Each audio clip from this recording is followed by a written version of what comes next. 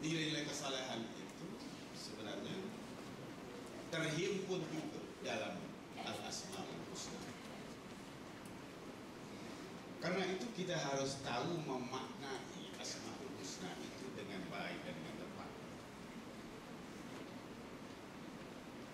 Amalan zikir Asmaul Husna dalam persekolahan kita itu bukan saja-saja, tapi ada message kependidikan yang sangat fundamental.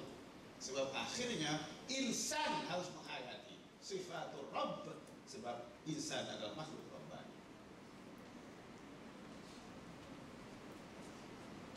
Insan yang dididik harus hayyun, qadirun, muridun, mutakallimun, ya, azizun, alimun, hakimun, mudabbirun, ya, dalam batas kemanusiaan. Itulah jadi nama dari at-takhalluq bi akhlaqillah, berakhlak dengan akhlak Allah, penghayatan sifat-sifat Allah dalam pribadi insan sejauh yang terjangkau oleh kudrat keinsanannya. Karena itu sewaktu saya masuk Darul Hikmah, anak-anak Darul Hikmah bangun membawa zikir Asmaul Husna, dan saya tak berani merubahnya. Karena memang itu ada message pendidikan. Ya, siapa tahu ia membawa berkat dan membantu proses pendidikan. Dan bukan saja membantu, itulah esensi pendidikan yang sebenarnya. Dan tanggung jawab kekhalifahan dan kehambaan, ya, saya pikir itu sangat jelas. Dalam pendidikan yang berdasarkan petunjuk wahyu, mendidik dengan petunjuk wahyu. Ini kekuatan kita, kekuatan pendidikan Al-Hikmah. Di samping memanfaatkan pengalaman-pengalaman, teori-teori kemanusiaan, tapi yang menjadi teras adalah petunjuk wahyu. Yang lain itu hanya membantu, memperjelas, memperkuat. Tapi terasnya adalah petunjuk wahyu. Mendidik dengan petunjuk wahyu. Bagaimana mendidik dengan petunjuk wahyu? Mendidik dengan petunjuk wahyu ialah seperti yang diperlihatkan, yang disenaraikan dalam surah Luqman. Karena itu bagi saya, seluruh warga pendidik Abim diwajibkan memahami sedalam mungkin message pendidikan Luqman Al-Hakim. No excuse for not knowing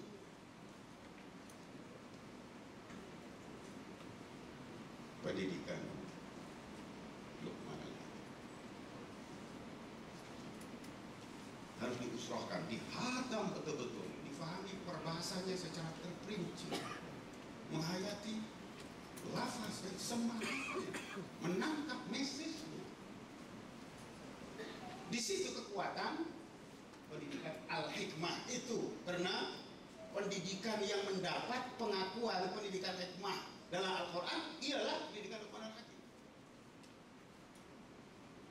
Yang lain belum tahu, ini eksperimen manusia berdasarkan tikus, berdasarkan arnab, berdasarkan tahap lagi.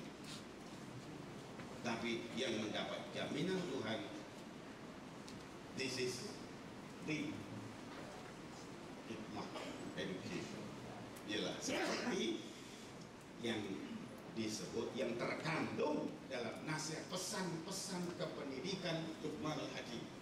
Karena pesan-pesannya itu didahului dengan menyebut kredensialnya. Walaqad ataina Luqman al-hikmah. Kami telah berikan kepada Luqman itu hikmah. Dengan kurnia hikmah dari Tuhan itulah dia mengungkapkan pesan-pesan. Jadi pesan-pesan pendidikan Luqman itu adalah pesan-pesan yang terpancar dari hikmah ilahiyah, bukan sembarangan. Cuma selama ini kita terlalu sebagai pesan seorang bapak. Pesan apa? Ya pesan biasa-biasa seperti bapak lain juga kan selalu berpesan. Sebenarnya ini bukan pesan sebarang pesan, ya, bukan pesan sebarang pesan seperti kata Dr. Asin tadi, bukan pengat sebarang pengat. Saya nak jawab dengan ubo nanti. Ya, pertamanya ini pesan-pesan pendidikan berhikmah. Ini bukan pesan seorang profesor pendidikan yang kemudian menjual diri.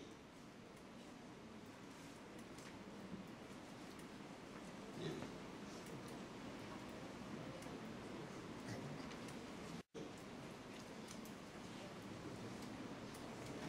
Disebut tentang apa? Semangat pendidikan yang harus kental dengan kasih sayang. Karena itu dipakainya ya bunai. Dia panggil anaknya ya bunai.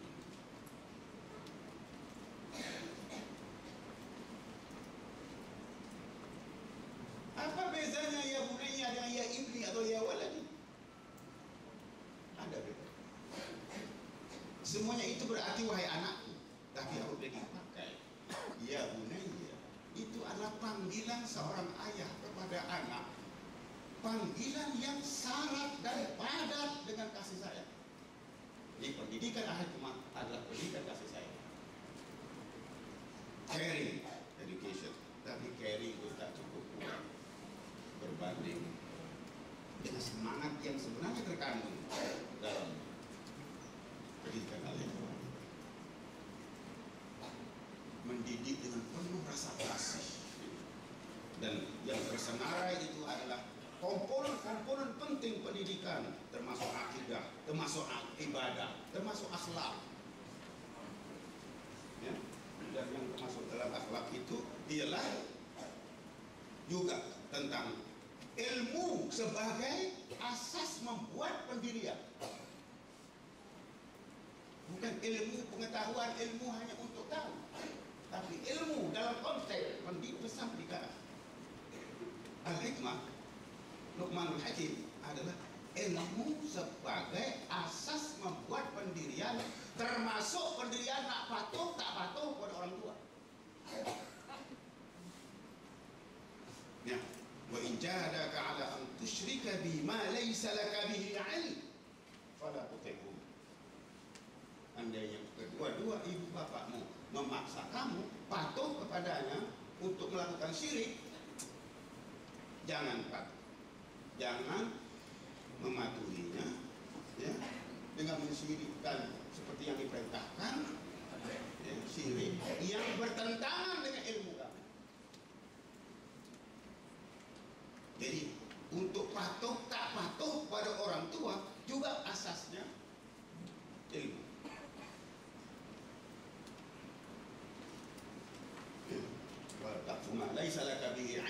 Ada ayat lain yang menyebutnya begitu. Jadi ilmu itu asas membuat pendirian. Sebarang pendirian harus berasaskan ilmu, bukan sentimen, ya, bukan kepentingan, bukan nafsu. Ya, jadi itu tersenarai panjang dan komponen-komponennya itu cukup, ya, akidah, syariah, akhlak, semuanya terkandung dalam pesan-pesan harus diperinci.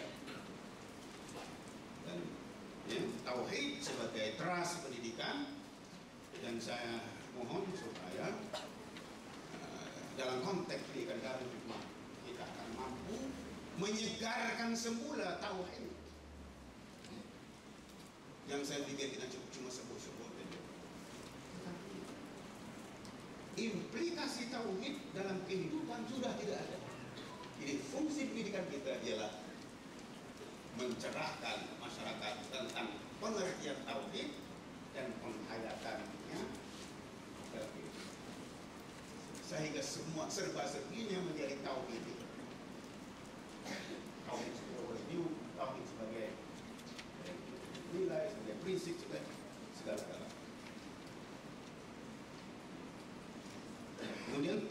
tazkiyah yang dalam falsafah yang kita sarankan itu disebut ya, pribadi rabbani yang terpadu seimbang dan murni. Kata murni di sini merujuk pengertian wa yuzakkihim dalam pesan pendidikan profetik. Wa yu'allimuhumul kitaba wal hikmah wa yuzakkihim wa yu'allimuhumul kitaba wal hikmah. Berbeda sedikit urutannya mengikut perbedaan ayat. Jadi tazkiyah sebagai salah satu komponen penting pendidikan disebut dan harus difahami dengan mendalam. Kemudian pembentukan pribadi rabbani ini juga salah satu ciri unik. Salah satu ciri unik falsafah pendidikan agama yang menyebut pendidikan rabbani atau pribadi rabbani.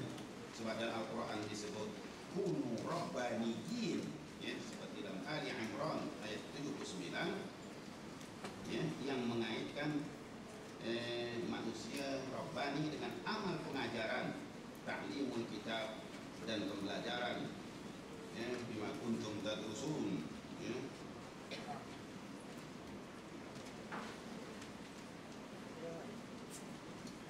Jadi ada aspek rabbani dalam diri manusia itu yang harus dikembangkan dan disebutkan ya. Menerusi penghayatan nilai-nilai Al-Quran dan ujung sekali adalah mencapai keridhaan Allah. Itu puncaknya. Alhamdulillah. Ya, bukan menyenangkan kerjaan atau menyenangkan orang lain, tapi mencari keridhaan. Itu kenapa keridhaan Allah yang menjadi puncaknya? Karena itulah puncak kurnia ilahi. Tempat dan martabat keridhaan Allah itu lebih tinggi dari surga. Ya, lebih tinggi dari surga. Karena itu dalam Al-Quran disebut tentang mereka yang telah dimasukkan dalam surga. Ya, dah dapat semuanya. Dah dapat rumah, banglo mewah, dapat kendaraan mewah, serba-serbinya ada ya. Termasuk wa azwajum mutahharatun, termasuk istri-istri yang muda jelita ya, muda jelita. Sebab kena sebut muda jelita itu sebab tak ada tua jelita.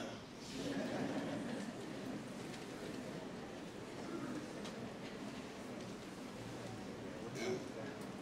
Tapi ada satu lagi yang disebut berasingan dengan dari semuanya itu, waridwanun minallah.